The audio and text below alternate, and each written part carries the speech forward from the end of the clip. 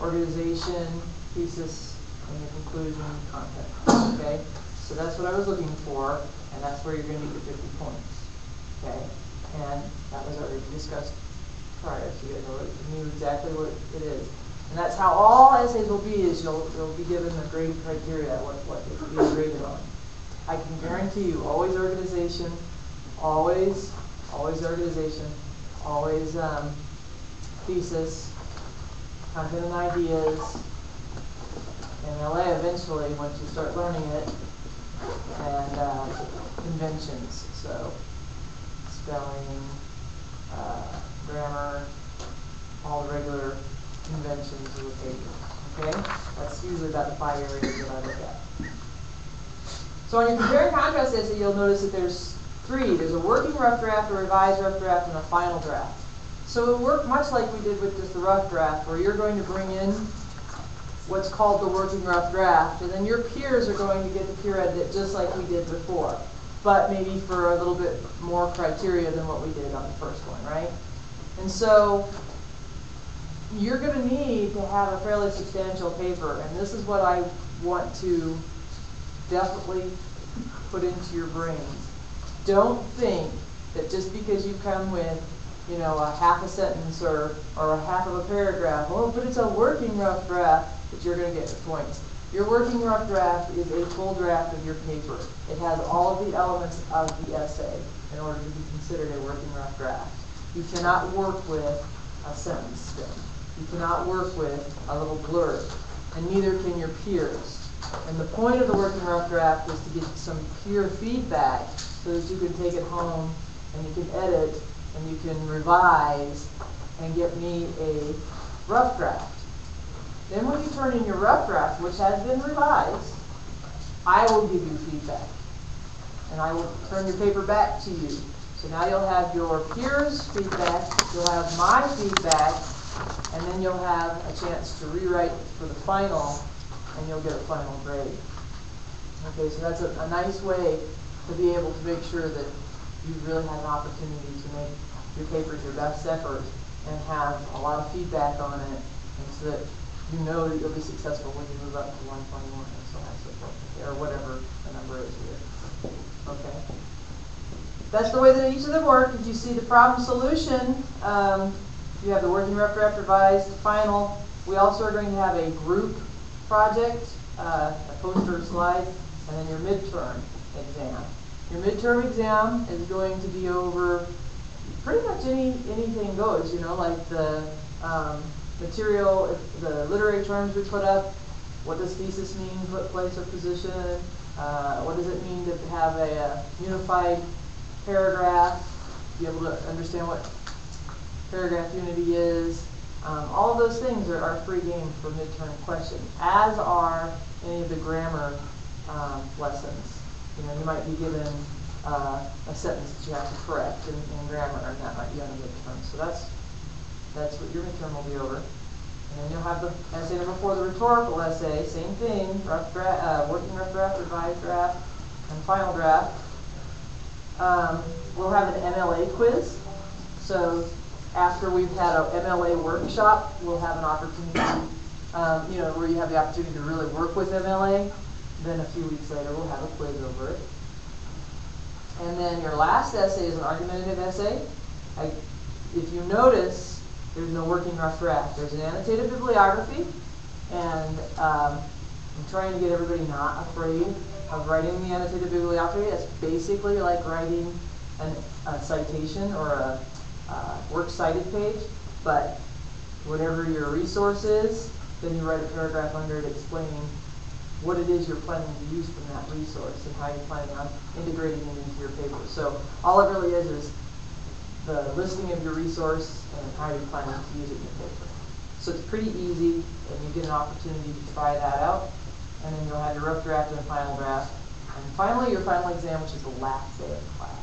And that's what will equal 1,000 points for this class. Okay? So, you know exactly where you're at. Is there any extra credit? There's not extra credit. There's ways of remember editing after and things like that to fix up, but universities don't usually give opportunities for that. That's more high school stuff. So, please sign in if you come in late, and remember to do that anytime you come in late.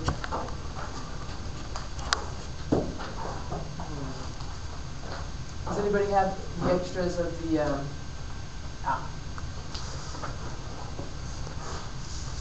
Okay, the second document you should have is the calendar here. I just want to make sure that everybody knows how to read it, because sometimes you look at something and you say, oh, but that date was after this date, and so I was confused of when it's due. How I tried to set it up is whenever I introduced the paper or the assignment is when I told you when it's due over in the due date column. So for example, last week I told you make sure you turn in your final copy of your essay. So it was due on the 11th. So last week, complete final draft of your essay due Tuesday the 11th. And if you look on Tuesday the 11th, it says turn in your final draft. Okay? So that's that's how it will read anytime there are due dates. Just make sure you pay attention each week on what is due. Okay? Then you'll have a reading and a grammar / writer's workshop kind of lesson that it'll say. So this last time you were supposed to read Served in Florida and Turkeys in the Kitchen, right? Mm-hmm. I told you those two essays kind of correlated where there were things that were in common or whatever that we could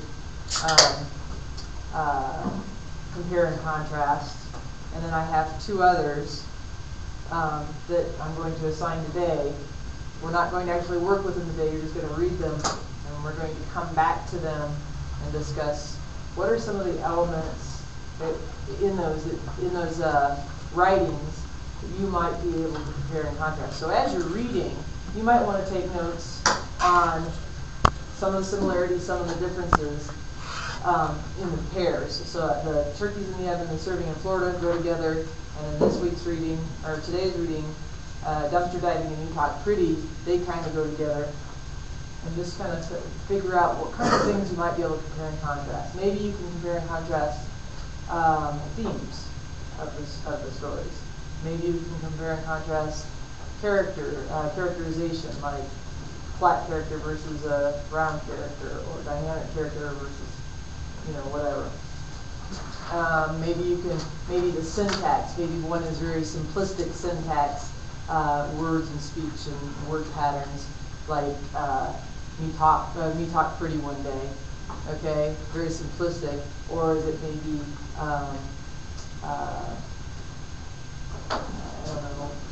elevated language, you're like very prestigious and propel your craft, or something like that. So lots of things to compare and contrast.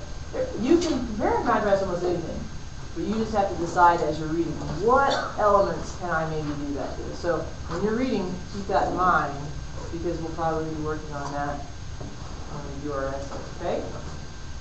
So then this week's, or today's due on Thursday, you should have read Dumpster Diving and Me Talk Pretty One Day. Me Talk Pretty One Day is not in the new 50 essays. It's in the second version. But even if you have the second version, I want you to read it from here so we know that we're reading the same chunk of it, because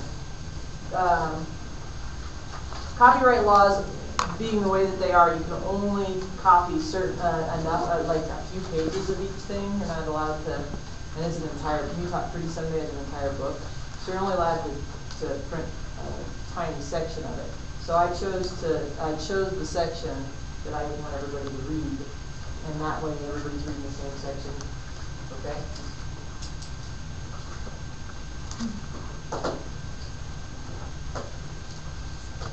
Short stories, you're allowed to do the whole thing if the author allows you to. Novels, you're allowed to do something. Somebody can show it.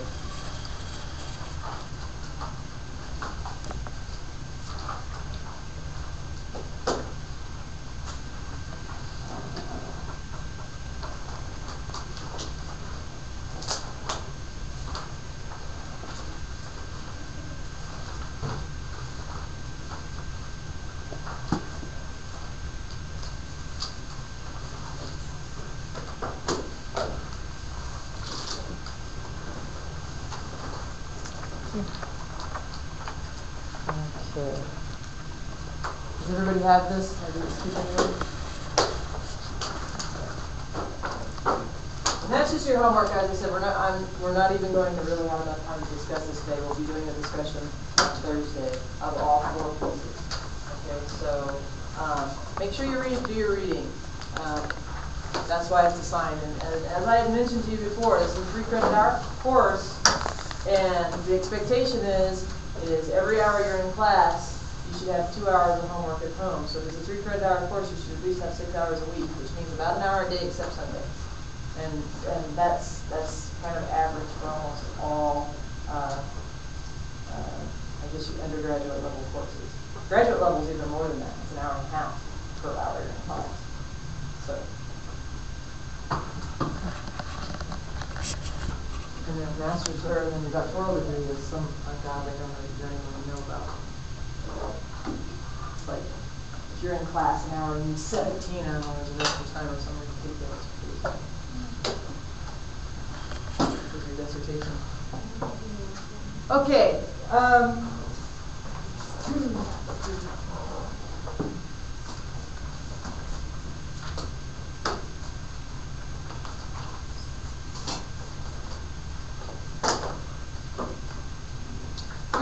Work on a section about commas and practical,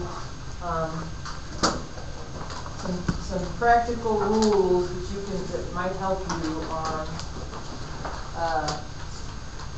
how to use commas.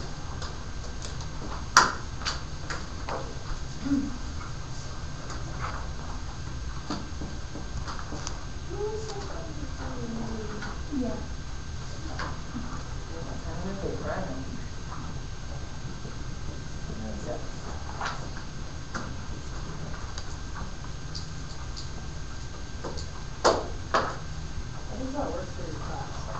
What's that? They didn't show up today. You don't get your participation points today first. But like, we have to do this. Then you have to email it to me today at 2, timestamp it, give it to email. Okay. If I didn't, it would be deducted. I'm sorry? If I didn't, it would be deducted points. Right.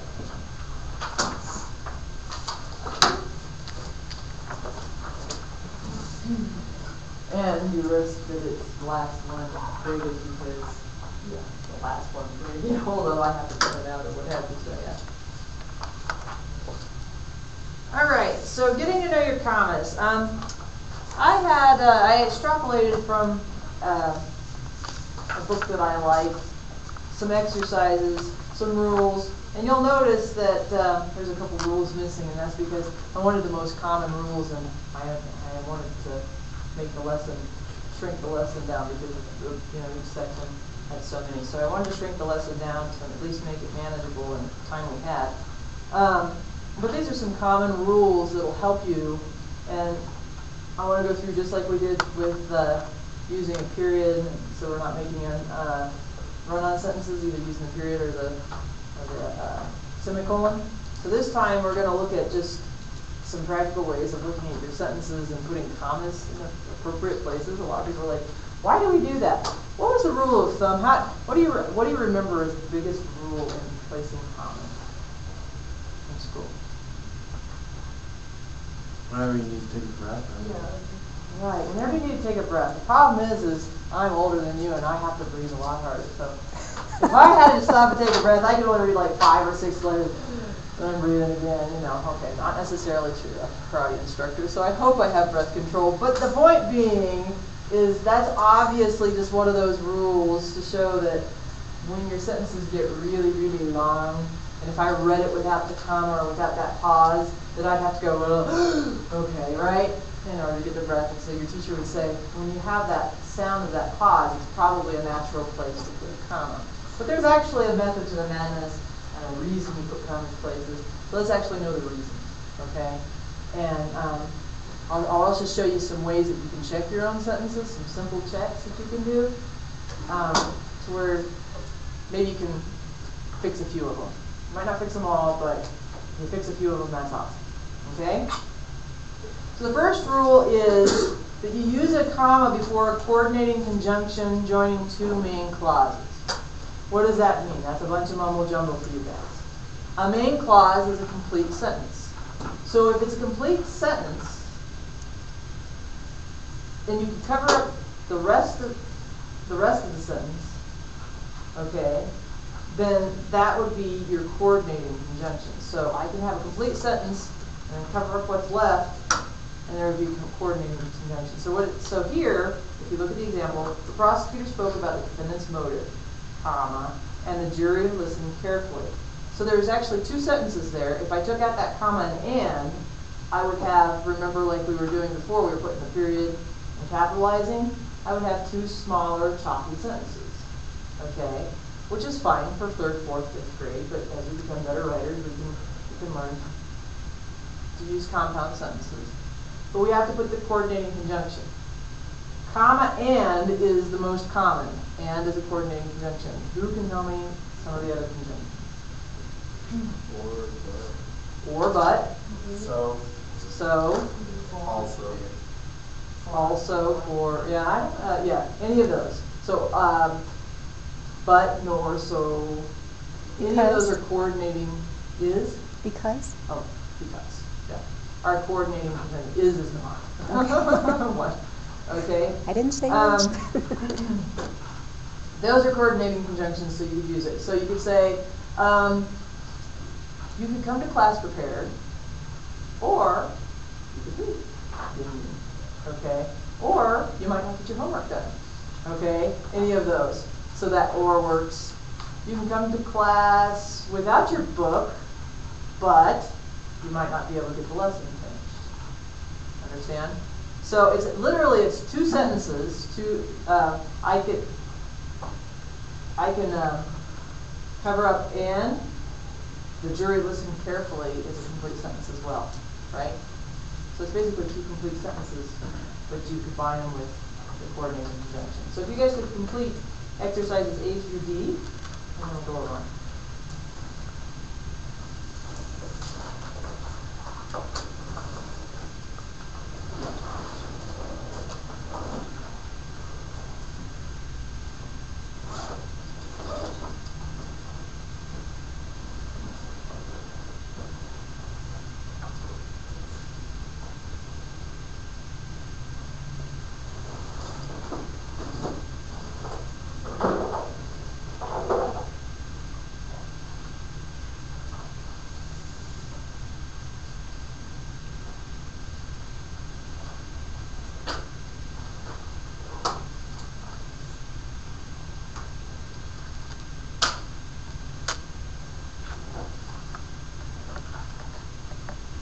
Okay, A, where'd you put comma? After door. After front door. So, and this listen to the sentence before I put the comma, and you're talking about that breath, okay? The defendant had erected a no trespassing sign on his front door, and the city of Olympia had posted a no trespassing sign at the entrance of the dirt road leading to the defendant's home. Had I done it where I had to take a breath, it would have been like leading, okay? You sound like an attorney. Yeah. So, the defendant had erected a no trespassing sign on the front door, and the city of Olympia had posted. Okay? So B, after acceptable. Now again, listen to the sentence. 6-week-old information regarding a grow operation has been found acceptable, and the court has been willing to project that even 4-month-old information can be sufficiently reliable before becoming too stale to support probable cause. If you wrote that sentence, we probably choke you, okay? Because it's like, oh my gosh, it's 3 lines long, and there's no punctuation whatsoever. Okay, so you have to have that comma after acceptable. Okay, C. After interviews. Okay, yeah. Jane Doe claims that her anxiety levels have increased. And that is the coordinating conjunction. She has had to meet with therapists twice a week since the incident. Okay? D. Okay. So they made it easy and everyone was and. So I wanted you to know that it could be nor or but and so on. Okay? Rule 2, use a comma to set off introductory phrases or clauses from the main clause. What is an introductory phrase or clause? Besides the ones that, what do you see there? Don't look down and try to cheat. Give me an example. What do they mean? Give me a definition.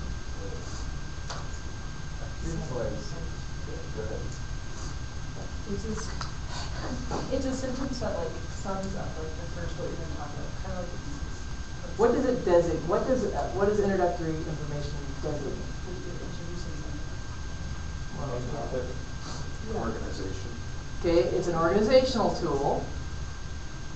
It often designates order or time, right? So before she got to school, she did this. Afterwards, she did that. Okay, so a lot of times it's that time designator, so that we could put things in chronological order, or in law, so we could figure out where were you before you know, did you have time to go murder that person and stick them in the grave? You know, so that's what they're talking about. So a lot of times the introductory clause, it's those prepositional phrases like the you know, under the bed, those, all the prepositional phrases, all of the although, therefores, any of those. Okay? So if you, the example, using their overhead lights and sirens, the police followed the defendant out of the area. Here's how you decide whether you need the comma. Is using their overhead lights and sirens a complete sentence? Yeah. It is not. So, if I put a period there, then I would be creating an incomplete sentence. If I put, and by putting nothing there, then it becomes a run-on sentence. So I have to put the comma there, so it's not a run-on sentence and it's not an incomplete sentence, okay? So using their overhead lights, the police followed the defendant out of the area. Please complete E, F, G, H, and I on the next page.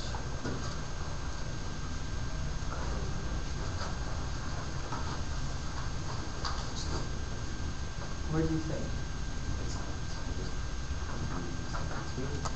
Probably. If Johnson is a town.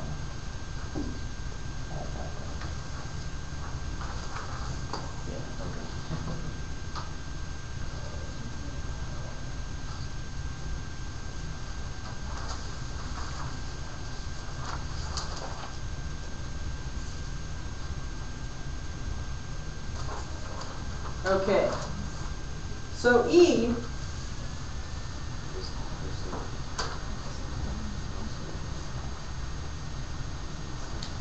okay, after search. Now, there's actually a second way of punctuating this. Without the illegally obtained evidence, comma, of the alleged smell search, comma, that could be what's called interrupting information, right? And so it depends really what the emphasis is that you want to make in the sentence. And that's what's interesting about the English language, is that just a small change in punctuation emphasizes the sentence differently. Okay? So think about this if I were in a court of law, like the lawyer, and I said, without the illegally obtained evidence of the alleged smell search, if I was defending him, I would want the jury to hear that emphasized. And so if it's emphasized, it would have to be put off by the commas, because it's interrupting information at that point. See what I'm saying? So otherwise, you just put the comma after search, because I can erase everything before the comma And then the affidavit in the support of the search warrant contains insufficient evidence to support probable cause. Is that a complete sentence? So that was introductory information, right? And that's how you know. You cover it up, and if the rest of the sentence still makes sense, it's probably introductory information and you put a comment. Okay? F is a little bit difficult because, where would you put it? Okay, it's after Johnson. What's Johnson? It's a location. Johnson is a town. So in Johnson, comma, now erase or put your fingers over it in Johnson. A no trespassing sign, fenced property, and a chain link gate manifested a reasonable expectation of privacy. Does that make sense? Okay. So that's your check. Again, just hiding the introductory information and rereading the sentence. That's your check. Okay? Okay, G.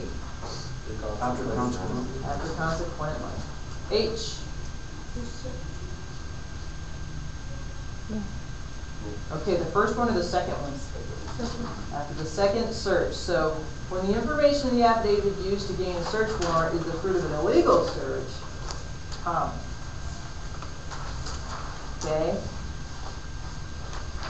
And it does make sense grammatically to say the warrant is invalid unless the remaining information can stand alone to establish probable cause. Okay? And then I?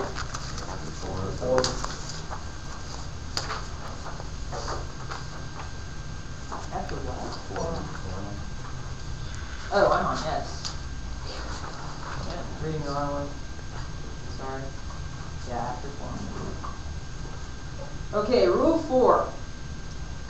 Use a comma to set off non-restrictive phrases and clauses.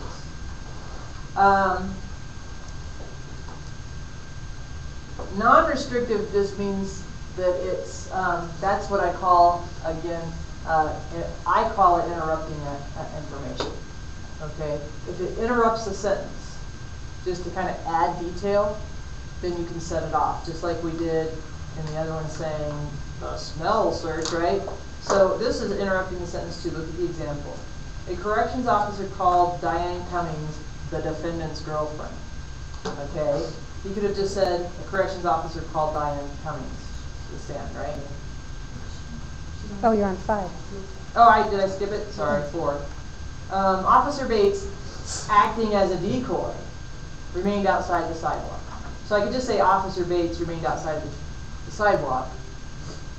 It's still the same action, right? He remained outside the sidewalk. But the acting like a decoy is that introductory, or that, what do you call it, the information that interrupts the sentence. If you complete J and K.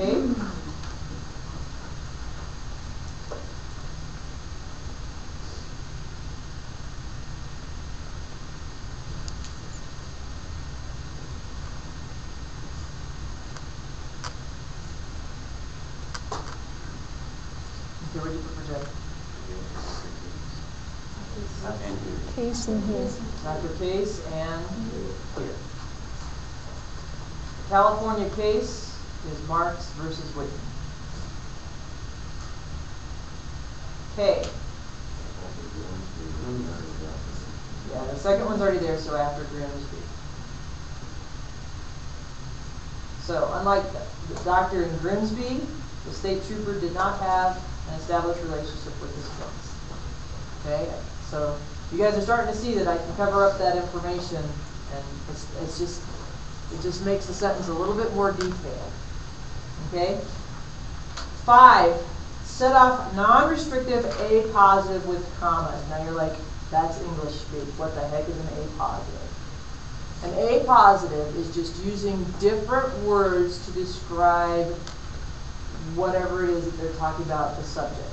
Okay, so it could be a pronoun, like it was her, Janet, over there, right? So it was her, comma, Janet, comma. Her is another way of describing Janet. But you can describe them in all kinds of ways. So like the example, a correction officer's called Diane Cummings, the defendant's girlfriend. Okay, so Diana Cummings is also, we also know some more information about, she's the girlfriend. Okay? So please complete L, M, and N.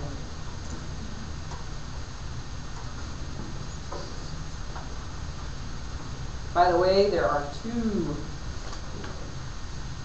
places to put commas in L.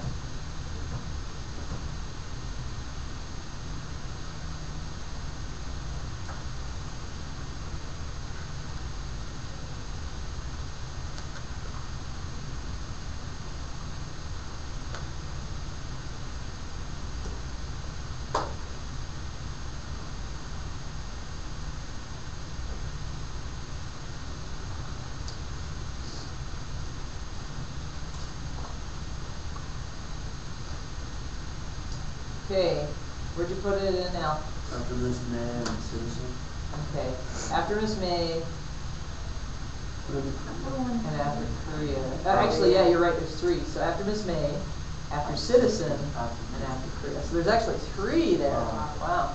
So listen to the sentence. Miss May, a U.S. citizen, grew up in Korea, but later moved to the United States at the age of 20. Now the reason why, just again, look at the emphasis.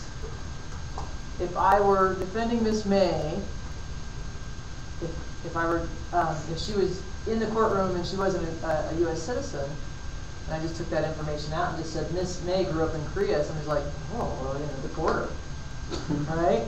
But Miss May, a U.S. citizen, by the way, grew up in Korea but later moved to the United States at the age of 20. So after moving to the United States at 20, she still took the time to become a citizen. Might have been important in that case. That's why the commas just have that emphasis. And that's what I want you guys to get is punctuation could be very important about emphasizing something in the sentence that you want to bring up. Okay? M. To distress. After element, and then after distress. So there's 2 there. What is the A? Okay, what's the A positive? What's the let's say, what is the topic? The final element. So what are the words that describe that final element? It will be difficult to prove. No. The final element of whether this couple suffered actual severe emotional distress.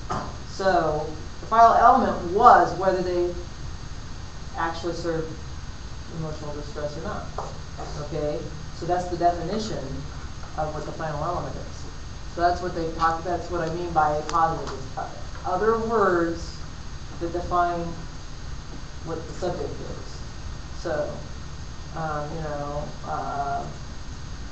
what professor do I talk to? You know, Professor Roberts, the one with the ZZ Top beard. You know, oh, okay. So, I might not know Professor Roberts, but I sure know the guy with the ZZ Top beard, so I'm going to go to him, right? N. N is a trick question. Okay. After what? Barney. After Barney for sure. Is there another one? Sister. After sister. So, but the trick question is there more than one sister? This one is a really tricky one. I'm going to tell you, for the benefit of the doubt, just put the commas where you think they go. And don't try to think it's a trick of a question. But if there were 2 sisters, okay, it would actually change to where you would not put commas at all. Here's why. If you're Pamela Barney and you're another sister, okay, and I'm asking this question, Miss Parsons, I'm Miss Parsons, asked first, okay, Miss Parsons could even be you. Miss Parsons asked her sister, Pamela Barney, if Amy could live with Miss Barney. Now that could mean Amy could live with her because she's Miss Barney, or her because she's Miss Barney. Understand? So if we don't put commas in to designate Pamela Barney if there's 2 sisters, because we don't know a positive what words describe whom. Okay, that's going to confuse you. That's why I said The rule of thumb is put the commas where they go. Okay, but I'm just telling you, because it's a trick to a trick. Okay?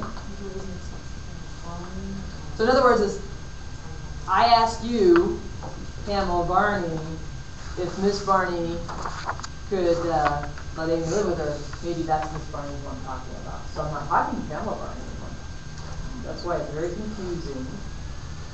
And why I just say just punctuate it the way you think it should be. Rule 7. Use a comma or commas to set off transitional or interrupting words and phrases. We already know about the interrupting because we did it. And then the transitional phrases, you probably got it maybe in school, maybe you learned before anything that you could do to a box or over the box, under the box, between the boxes, any of those words, usually you would set it off with a comma. So, the trial court, however, imposed an exceptional sentence of 30 months. Now, we'll get the question, do I have to put the comma before and after the however? And it's the same answer as that, the bacon and eggs concept. Okay? Yes, in the Oxford English view of things, you were supposed to put the comma before and after, but we're a living language. We've evolved, and we've come to I don't know if you want to call it lazy, but accept the trial court, however, comma, right? But the real way would be putting commas before and after. If you could please complete O, P, Q, R, and S.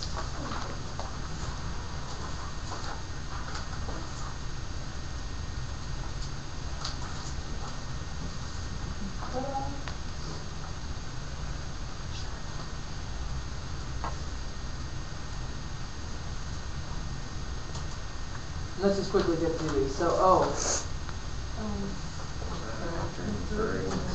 Yeah, so setting off therefore. So after infer and then after therefore. Other cases, comma on the other hand. So on the other hand, and on the other hand tends to be one of those overused phrases, I think. It's a transitional phrase. No, I love that. I hate that. And nonetheless, I like it. Too many at one time. I don't know, perhaps it's because I don't see it very enough. Can you put a comma after element too? Let me look. On which one? On G. The second element, can you put a comma after element? What letter though? P. On P. Oh, P. Other cases, on the other hand, suggest that the evidence necessary to satisfy the second element, no, No. may come from any source.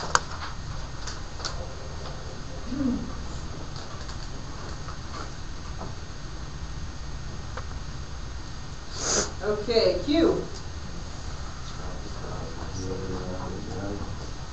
Okay, after prosecutor, that's it. No. No, and judge. And after judge. So, the prosecutor continued to badger the witness. Remember, put your finger over it and see if it makes sense. The prosecutor continued to badger the witness, despite several warnings from the judge. So I could even change it around, right? I could say the prosecutor continued to badger witness, comma, despite the several warnings from the judge. It would still make sense. So, again, that's just whatever style. And what's so neat about the English language is that you can change it up to where it's not, it doesn't always flow the same, and so on, so that your paper flows and is easy to read and it's not boring. And if you always had that same choppy, or you always had every single sentence have introductory information, you didn't move it around a little bit, then your paper kind of, it's just not as good. It doesn't flow as well. It doesn't show, I don't know, I couldn't even think of the words. It just doesn't show that spark, okay? We're on R, page 2.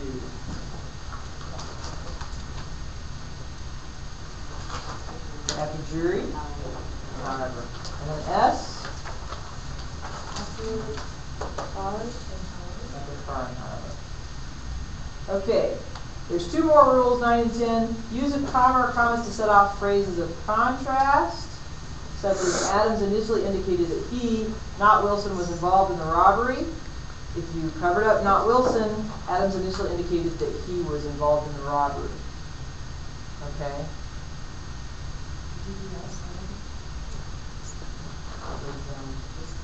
It was after crime.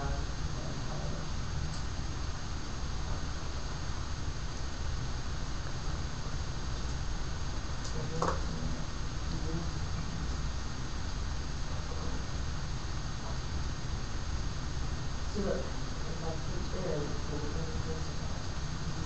she did not know that she did not listen to the trial, or that.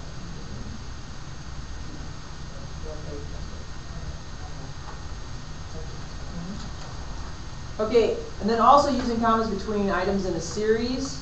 We've already discussed that where if you use the comma, it doesn't really indicate that they are equal in importance. If you use the semicolon, it means that it is equal in importance. Okay, so, but Wong had no money, identification, or jewelry. Could say and, or is it Wong had no money, Wong had no identification, Wong had no jewelry, if you used the semicolon. Okay? Complete TUVW. Actually, for time, let's complete them together. I'm looking at the time right now. Yesler later identified James in a photo montage in a lineup and at trial. James, photo montage, lineup. Not after Okay, James. why would you put one after James?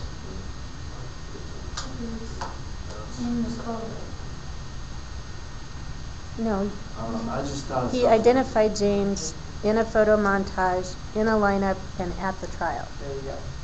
So you So don't need to put say a comma before after James because, yes, Yesler later identified James, and you can put a period there, and that would be a complete sentence. But in a photo montage, in a lineup, and a trial, then would not be. That's why you can't put a period there because you don't have a complete sentence after, right? So that's why you don't put a comma there. So all that is using commas between a series. Okay, the prosecutor's comments of disbelief was directed only at the defense theory of mistaken identity, not at the Comma. not at the credibility of the witness. So only one comma there, and that's because it's showing contrast. The prosecutor's comment of disbelief is directed only at the defense theory of mistaken identity, period, still makes sense. I don't have to clarify. Okay, V. That's a harder one. After offense and after rise. Yep. Okay. It's just items in a series. It seems like it's more than that, but that's all it is. The Sanity Commission concluded that Thomas was incapable of perceiving the nature of his conduct at the time of the offense, comma, was unable to distinguish right from wrong, comma, but was competent to stand trial. Okay? That's just a series of events. And then W is one of those that it depends on where you want to emphasize. So go ahead and try it.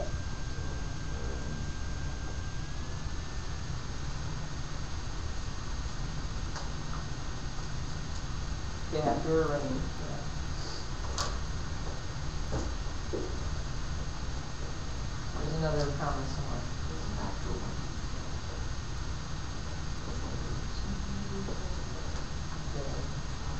Before video. Okay, it depends on where you want to emphasize. So if you just want to emphasize the 90-day trial, time for trial rule under that section began to run when Lewis was arraigned, comma, not when the state filed the information is correct. However, if you want to emphasize, like most lawyers probably would, the 90-day time for trial rule, comma, under the CR .3 comma, began to run. Okay? So that under the rule, that's like a rule book page. I could take that out of the sentence and it still makes sense.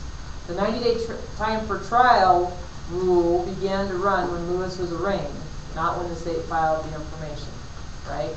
So it's that's the information that's interjected in there, so I can cover it up and it still makes sense. It depends on if you want to emphasize that or not. So if you use that and say, and put the commas around the under Colorado revised whatever, would you still use it after arraigned? Yes. Okay.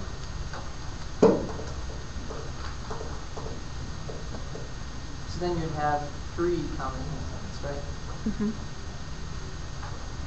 And as I say, it's just a matter of if I were in a court of law, I'd probably want to set off that you know, let's not call it this weird CR. Let's just call it CR3.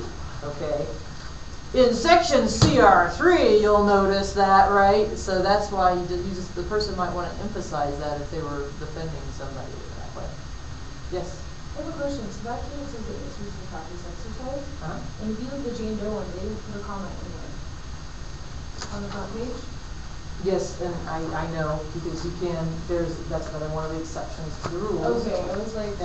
I gave you guys that. There's just like we're doing, where you can. It just depends on where you want to. Just where you want to emphasize. Okay, so you really don't need to comment.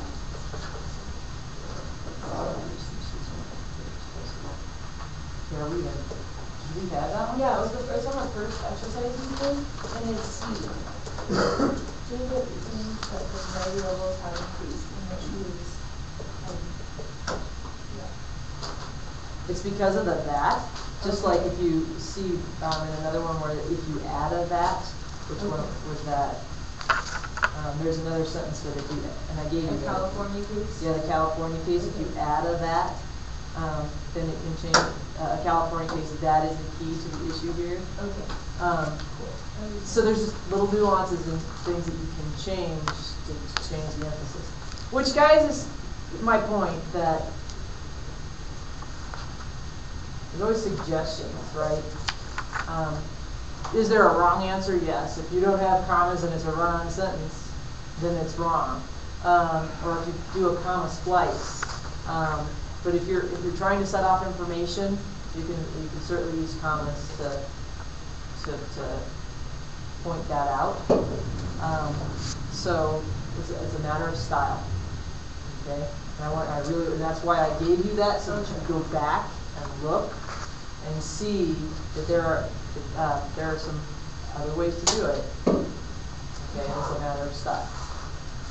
Okay, and if anybody ever goes onto your paper, right? If you have a peer reviewer and they put a comma somewhere and that's not where you want to put the emphasis, you're the one in charge of your paper. You decide, right? But read it and cover up and say, okay, that makes sense, right? Okie dokie. We're going to move on to the thesis. Now, just as a reminder, guys, please, oh, you know what? Before I forget, I need your papers. If you have your rough drafts, staple your rough drafts to the back of your final copy, and then turn them in. If you didn't bring your rough draft, give it to me next time or something. But no, just staple it to the back.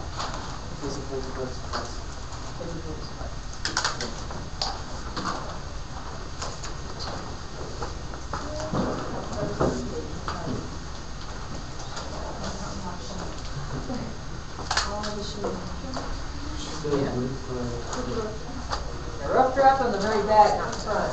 And your best draft on the front.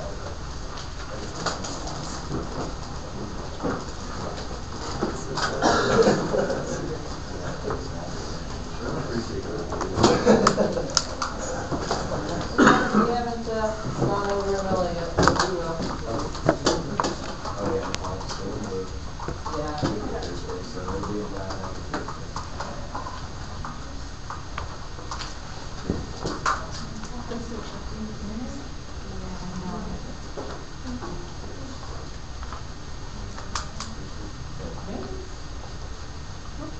Put them together. Put your rough draft on the back. Do you need to Put them take together. one? Yeah, watch that. So we use Nicholas now? Do you want me to see the rest of them? All right, I have everybody's. Okay, because any you turned in after now would be considered late. And if you're not here on a day that a paper is due, you need to make, yeah, see how it's late. Yep. 5 points off. All right. But if you are absent on a day that paper is due, you can send it with a friend if you trust them. You can bring an estimate, timestamp, have them stamp the time on it, they have that. And then put it in my box or email. And email is probably your second best bet. Okay? Other than sending it with a friend. Or turn it in early. Those are your choices. Okay? And what will happen is this one, this is your final copy, but next time you'll be turning in your rough draft like this, because you'll have your working draft, and your rough draft. And I'll turn that rough draft back, but this is kind of low and dirty. I need to know what skills you guys have. And so, this is why it's not worth any points. And so after I had edited this, I would turn it back and give you an opportunity to do a complete final copy, and that's when you get that 100-point essay grade. So we're definitely not assigning 100 points to something you didn't get feedback directly from the person, okay? I feel so organized. Look, guys, you have like a special case for all your papers. You feel good? Hopefully nobody steals that from me. All right, we are going to look at, if I can get somebody to please pass these out. We're going to look at thesis statements.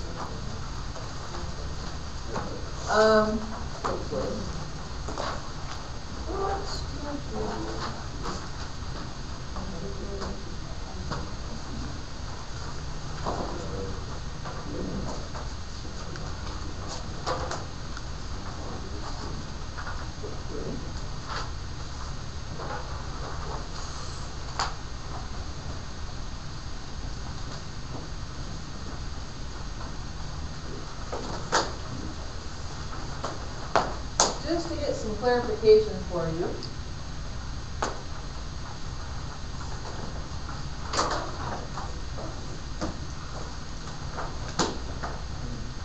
The document you have is structured notes. What I do is so that you can pay more attention to what's being said than trying to write down every single thing. I give you some of the notes, but you still have to listen because you have to fill in some blanks. Okay? So you fill in the blanks as we go and as we discuss things. You're certainly welcome to take extra notes beyond that if you'd like. But that's what Ms. Benjamin thinks is important out of the lecture, okay?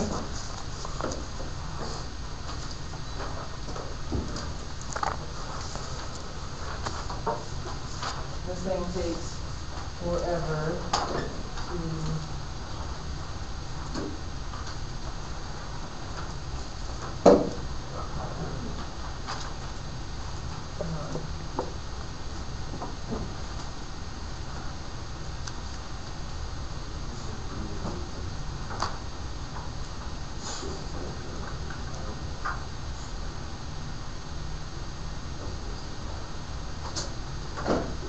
why does the monitor keep doing this?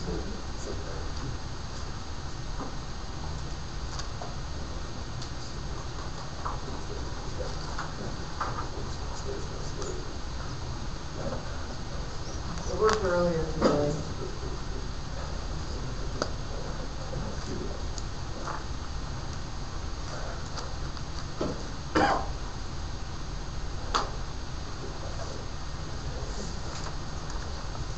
Okay, who knows anything about these stupid things? Anybody? This is that keeps going to sleep even though I've turned on the power.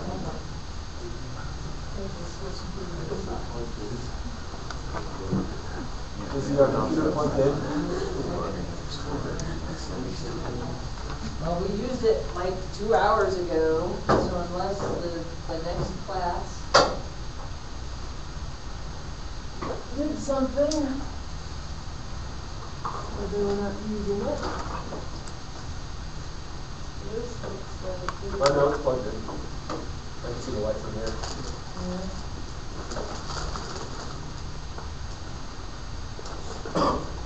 Well, the monitor is.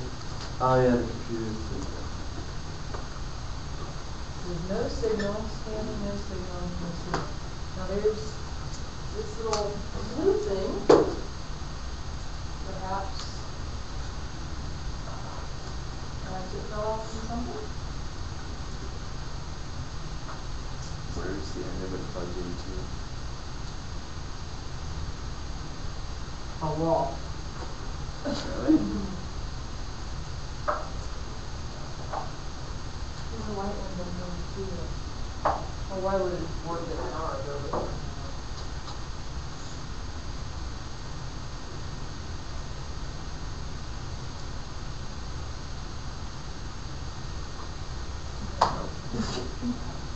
But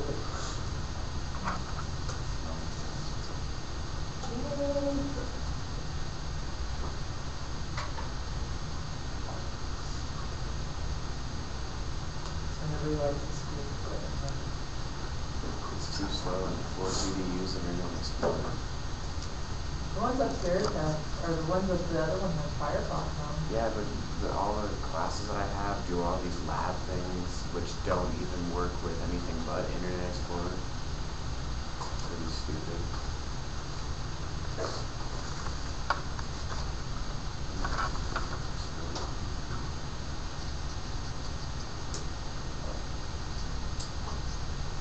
Okay, if I could get somebody to turn off the light. Okay.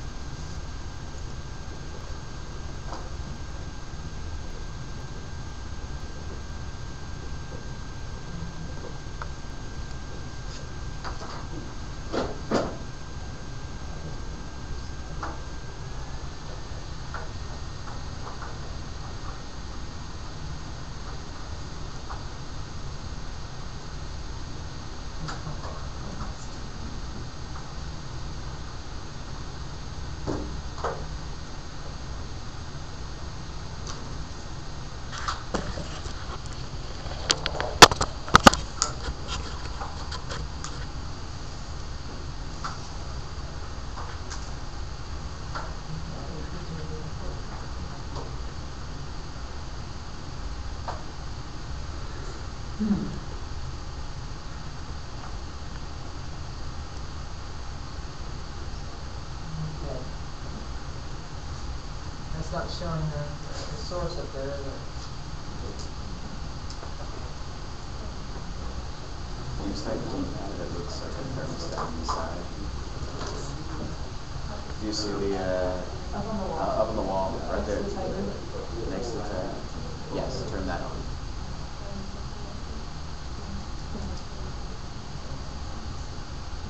So then we put the projector like that, or? Probably not. Just push one of the buttons.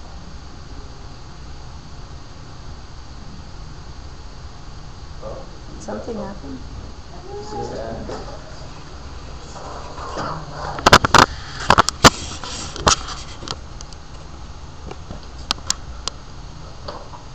Okay, so guys, just kind of want to go back through and have you guys understand what a thesis statement is, what it does, and like how we can really use them. A lot of people, you know, they kind of know what it is, but let's see if my thing works. No, please,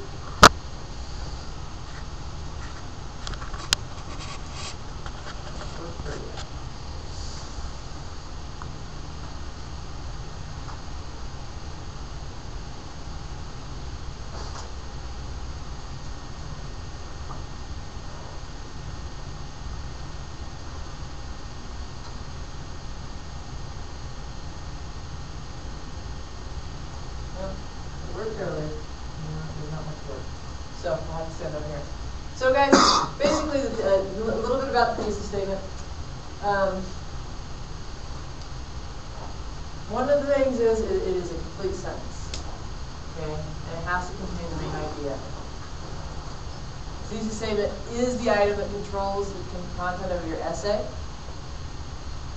And it usually, but not always, contains. Now this is not my PowerPoint. I didn't want to recreate the wheel because this person did such a good job. So they use subpoints, which is, remember, the subcategories. In place of subpoints, you can say projected organization is the same thing. Okay, so it contains projected organization that helps a reader know how the essay will be organized. Okay.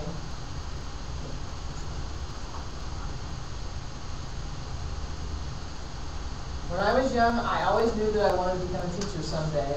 When I played, I would often gather my dolls together and pretend to teach them how to do math problems and how to read a book. As I grew older, my desire to become a myself teacher became clearer as I did some volunteer teaching overseas in the United States. As I look back on my reasons for becoming a teacher, there are 3 reasons that stand out. And they are. Okay? The thing about that is, when you just kind of like the other lesson, depending on your style and how you like to write, you don't have to have the projected organization. But the reason I suggest it,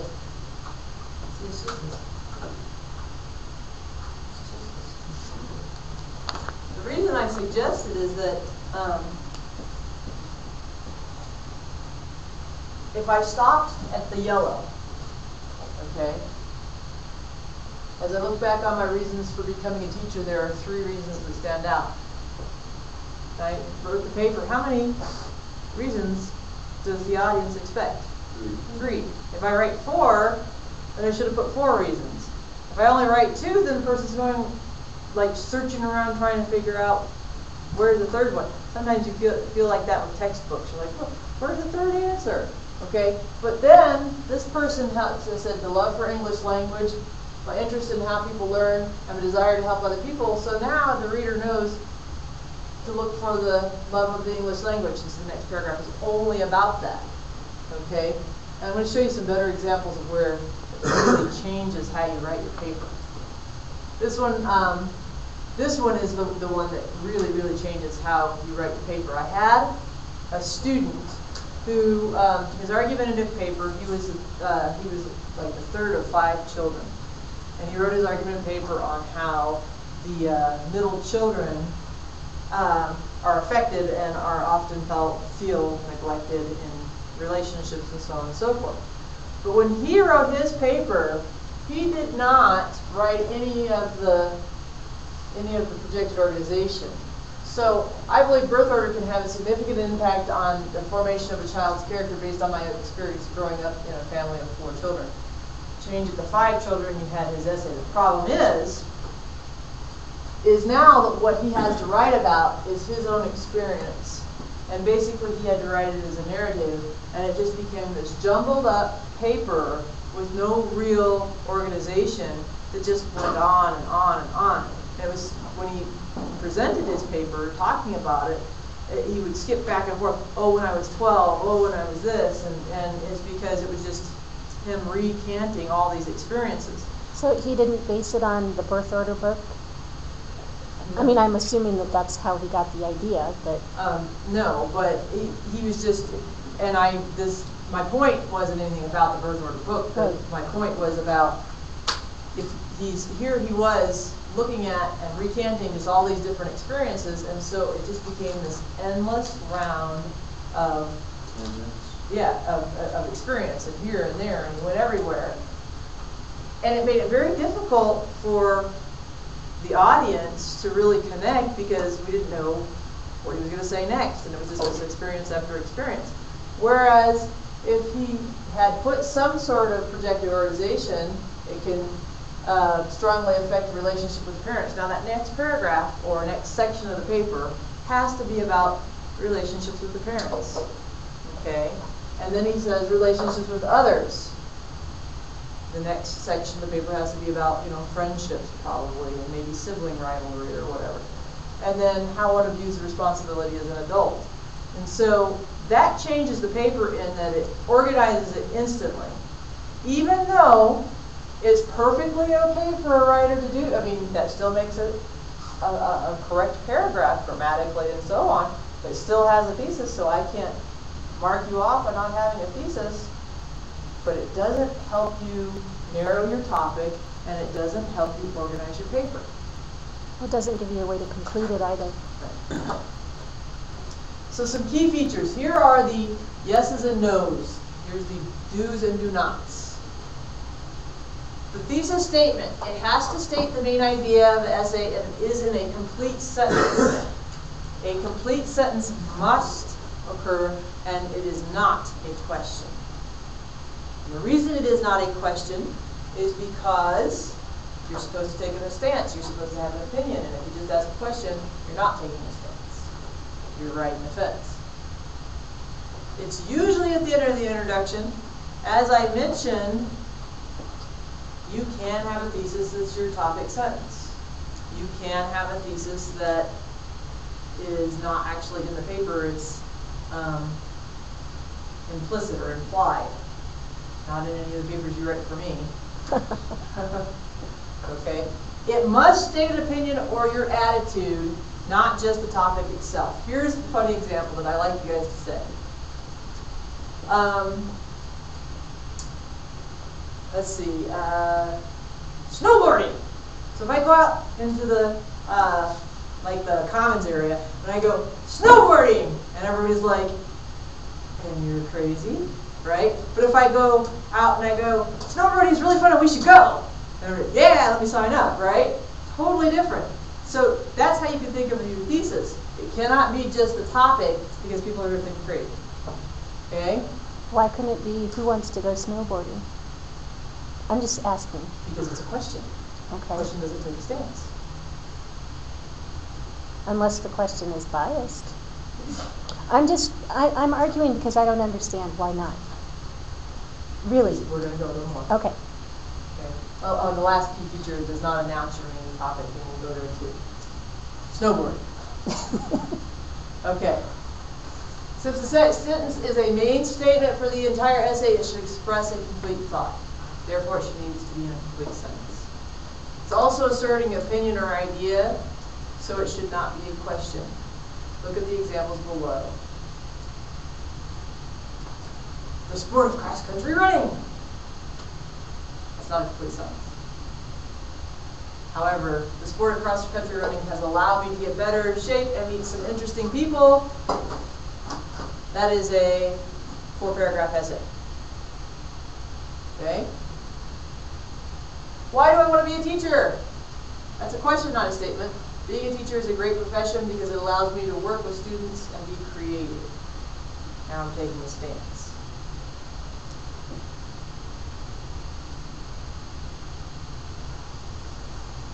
Problem of pollution in big cities. Again, it's not a complete sentence, but the problem of pollution in major cities can be alleviated by limiting the number of cars allowed to drive on the streets and creating more efficient public transportation systems. Okay. I never allow people to go on the next subject because it's a hot button topic and you guys really don't have to research a darn thing when you get there. Okay? Again, the location. Guys, I promise to only be another minute if you wait.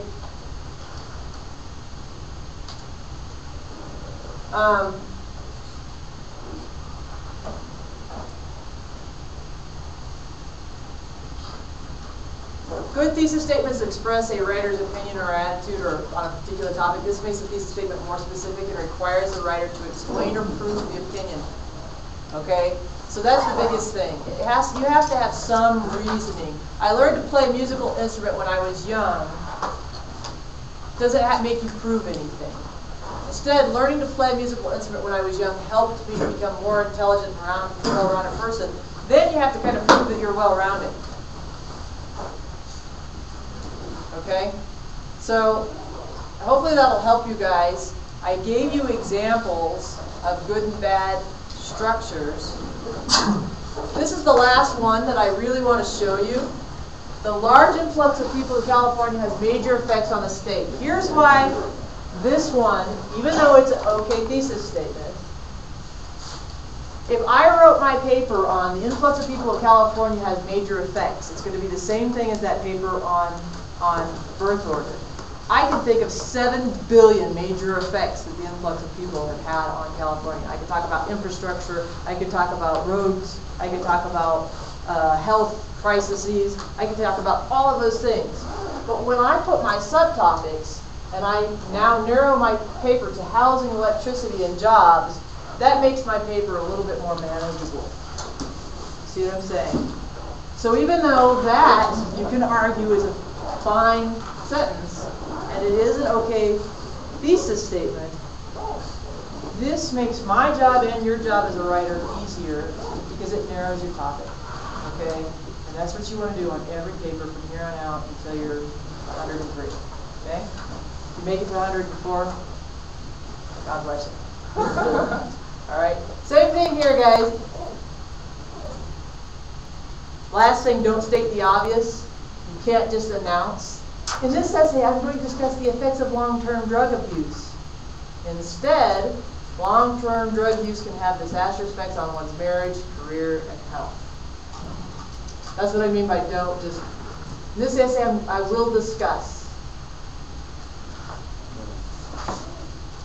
Okay?